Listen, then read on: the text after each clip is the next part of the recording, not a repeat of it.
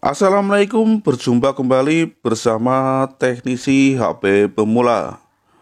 Untuk berkesempatan kali ini kita dapat servisan Redmi 5 Plus ya, yaitu dalam keadaan mati total ya.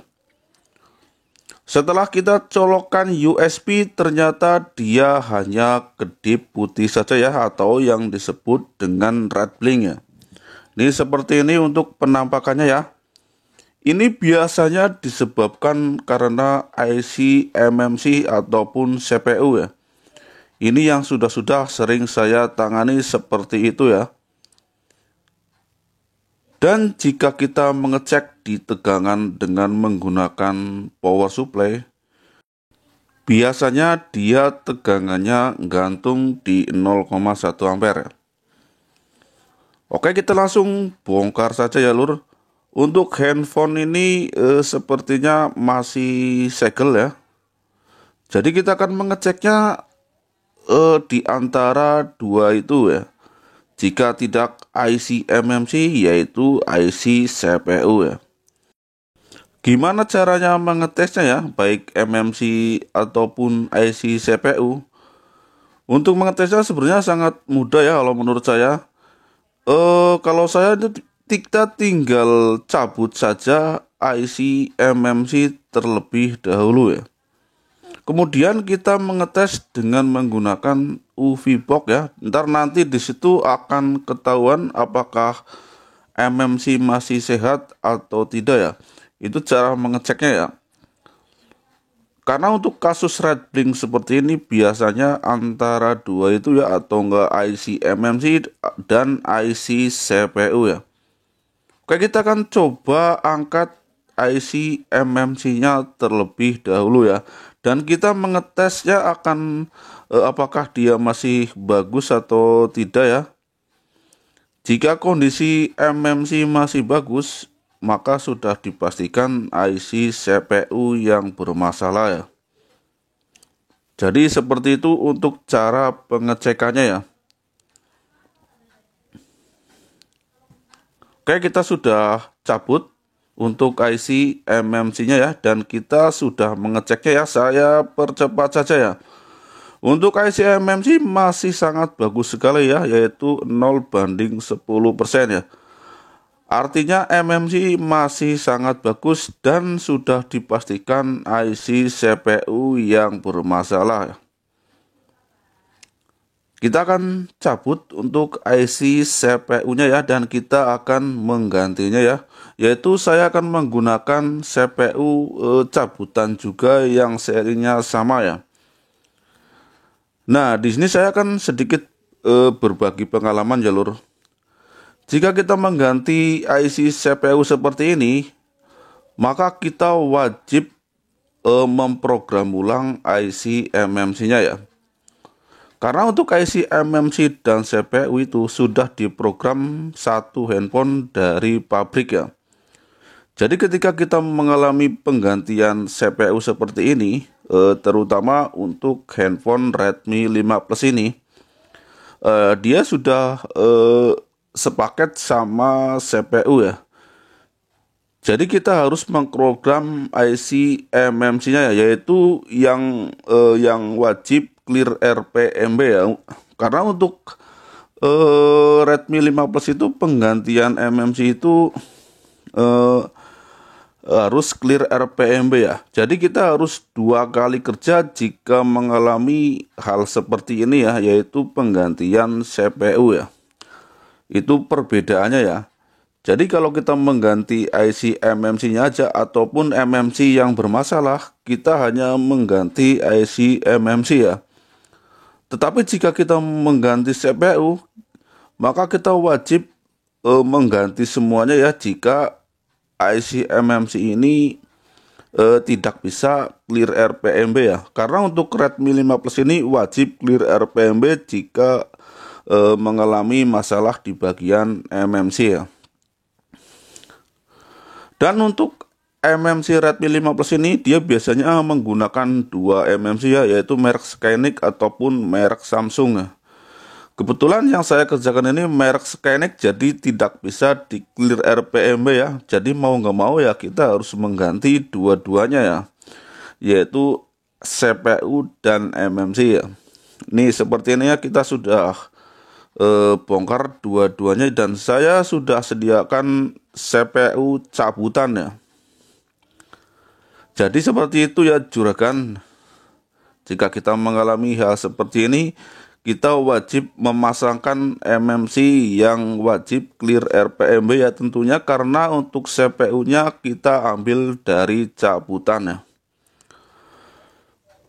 Jadi kita tidak bisa hanya mengganti CPU-nya saja kemudian memasang, maka dia tidak akan hidup ya jika mengganti CPU seperti ini ya. Jadi dua kali kerja ya jika mengalami seperti ini ya. Untuk MMC bawaan ini sendiri dia 64 GB ya, jadi lumayan besar dan dia merek Skynic. Jadi tidak bisa di clear RPMB ya, jadi saya wajib menggantinya ya. Rencananya akan saya ganti dengan 32 GB ya, karena untuk mengirit biaya juga ya. Jadi saya ganti dengan 32 GB untuk penggantinya, dan saya menggunakan MMC KMRX ya, yaitu KMRX. Itu juga cabutan dan sudah saya clear RPMB ya. Dan saya menggunakan CPU juga cabutan nih dari handphone saya lupa ya. Yang penting serinya sama, tidak masalah. Jika teman-teman mengalami penggantian di bagian CPU ini ya, seperti ini, kita ambil cabutan pun bisa ya. Yang penting asalkan MMC-nya kita program kembali dan wajib clear RPMB ya. Oke, sudah kita pasang untuk IC MMC-nya ya. IC CPU-nya ya. Kemudian kita lanjut pasang IC MMC-nya ya, yaitu saya menggunakan MMC 32 GB yaitu KMRX yang sudah saya clear RPM-nya sebelum saya pasang ya. Ya seperti ini ya, kita pasang untuk IC MMC-nya dan kita pasang kosongan saja ya untuk IC MMC-nya ya. Jadi kita isi kosongan saja, tapi sebelumnya kita format dan erase terlebih dahulu, dan jangan lupa kita periksa kesehatannya ya. Apakah masih layak untuk dipakai ataupun tidak ya, yaitu untuk MMC-nya ya. Jadi seperti itu ya lur, cara kerja IC MMC dan CPU-nya dari pabrik. Biasanya dia satu paket sudah dijodohkan ya. Jadi kalau kita mengganti ya kita harus wajib memprogram ulang MMC-nya ya. Oke, sudah kita pasang. Kita lanjut mengisi file di MMC-nya ya. Ini kita dinginkan terlebih dahulu ya lur sebelum kita lanjut. Nah seperti ini ya. Jadi kita jika pemasangannya benar dan tepat di kaki-kakinya, maka dia langsung connect di 9008 ya. Dan kita akan langkah pertama akan memasukkan file CSC terlebih dahulu ya, seperti ini, yaitu untuk Redmi 5 Plus-nya ya, dan tunggu sampai proses selesai ya. Ini tujuannya biar kita reverify gampang ya, yaitu file CSC terlebih dahulu ya. Oke, kita tunggu prosesnya berjalan. Ini mungkin membutuhkan waktu lumayan cepat, kurang lebih sekitar ya antara 5 menitan ya. Oke, anggap saja sudah selesai ya lur, ini untuk pengisian filenya ya. Lanjut kita hidupkan ya. Ini di mode CSC dan tentunya IMEI dan busway-nya pun tidak diketahui ya. Ini tujuan kita pakai file CSC, kita akan reverify ya, biar gampang reverify-nya ya. Oke, IMEI 0. Lanjut kita masukkan lagi, kita tembak emailnya ya.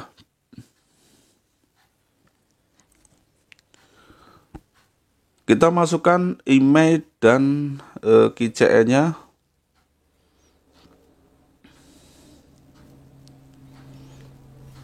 Sebenarnya untuk melakukan penggantian MMC Redmi 5 Plus ini lumayan mudah ya. Yang penting kita wajib clear RPMB saja. Itu dia sudah pasti hidup ya. Oke, mungkin akan saya percepat untuk pengisian emailnya ya. Caranya seperti biasa, seperti ini saja, tulis-tulis saja dan kita tinggal write.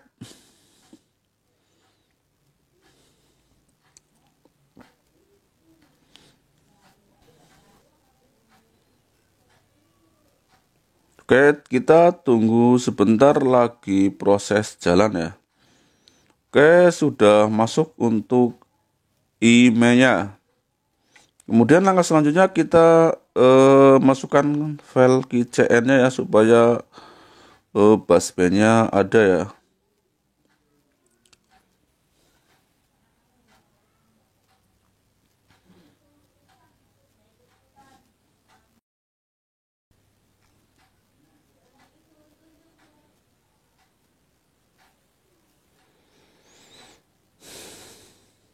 Lanjut kita masukkan file keychain. Tadi kita sudah siapkan untuk file keychain-nya ya.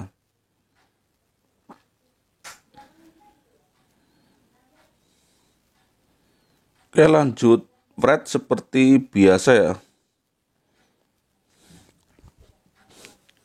Ya, seperti biasa ya kan. Ini laptopnya lagi error, jadi kita untuk masukkan keychain-nya pakai cara yang kedua ya, yaitu dengan menggunakan Canfill saja ya. Berhubung tadi lagi error, saya buru-buru, kita pakai cara yang kedua aja. Saya menggunakan keychain, write keychain-nya menggunakan Canfill saja lah. Sudah biasa nih ya. Kadang-kadang memang kita kalau main program laptop kita sering kena virus ya. Oke, kita masukkan keychain-nya lewat Canfill saja ya.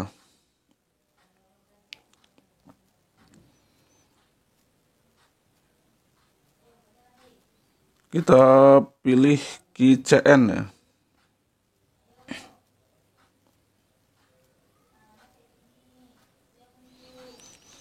Oke, tinggal restore keychain saja ya, yaitu kita tunggu sampai selesai ya.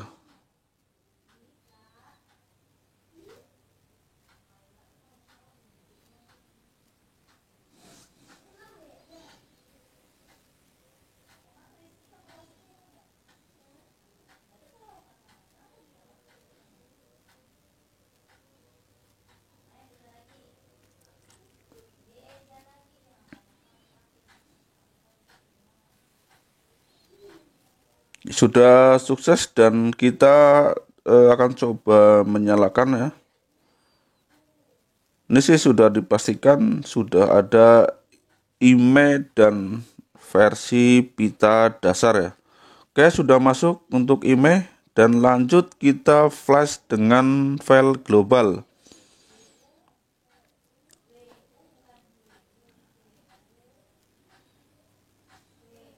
Ya, caranya seperti ini, seperti biasa, dan lanjut flash biar dia masuk ke ROM global ya. Jangan lupa centang semuanya seperti ini.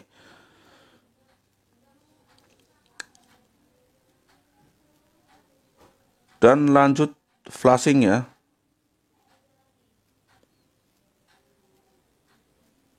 Oke, kita tunggu sampai selesai ya. Ini anggap saja kita sudah selesai melakukan flashingnya ya. Ini kurang lebih memakan waktu sekitar 5 menitan ya. Tidak begitu lama ya. Oke, setelah kita flashing global selesai, kita lanjut nyalakan. Kita bantu cas ya untuk baterainya, takutnya habis.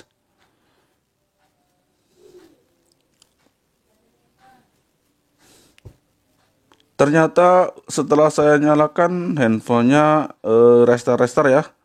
Jadi kita masukkan file yang terakhir yaitu anti restart ya, yaitu cukup sebentar untuk flashing terakhir seperti ini ya.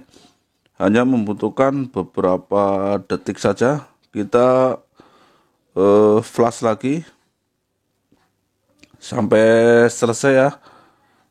Seperti ini. Oke. Dan lanjut nyalakan kembali ya. Sudah menyala ya. Ini kita bantu cas supaya tidak mati ya, karena baterainya sudah mulai habis. Kita selanjutnya pilih-pilih saja seperti biasa.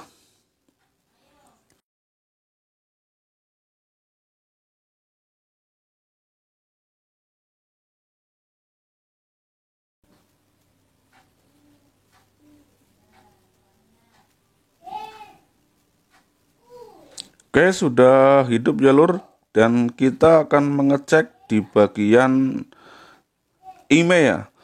Dan tentunya sudah ada emailnya dan versi pita dasar. Kita cek di versi pita dasarnya ya, yaitu sudah kita ada ya, yaitu saya menggunakan 32 GB ya.